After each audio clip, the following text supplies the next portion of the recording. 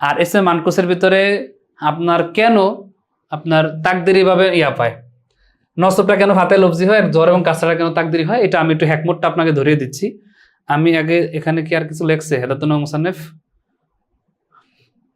হেদাতুন্নাহ মুসান্নেফ আর লেখেনি, হেদাতুন্নাহ মুসান্নেফ উদাহরণ দিয়ে শেষ করে দিয়েছে যে জাআনিল কাদি রাআইতুল কাদিয়া মারারতু বিল কাদি, এই দুটার ভিতরে তাকদিরি আর এটার ভিতরে সরাসরি। কেন তাকদিরি আর কেন সরাসরি দেখেন, একটা তালিল মনে রাখবেন, কাসরার পরে যদি দম্মা অথবা কাসরা যুক্ত হয় তালিল হয়ে সেটা সুকুন হয়ে যায়।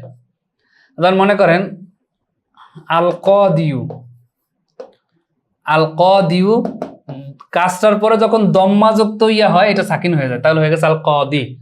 আর যদি আমি বলি বিল কাদি, তাহলে কাদি থেকে কাসরার পরে কাসরা যুক্ত হলে তাও সাকিন হয়ে যায়, কিন্তু কাসরার পরে যখন ফাতহা যুক্ত হয় তখন তার ভিতরে তালিল হয় না।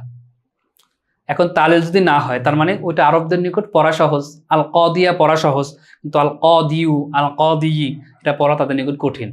এজন্য তারা আল কাদিয়ার ভিতরে সরাসরি লফজ এরাব দেয়, আর আল কাদিউ আল কাদির ভিতরে এটা সুকুন দিয়ে পড়ে, এজন্য সেখানে সরাসরি এরাব দেওয়া যায় না, যেটা তালিল হয়ে গেছে।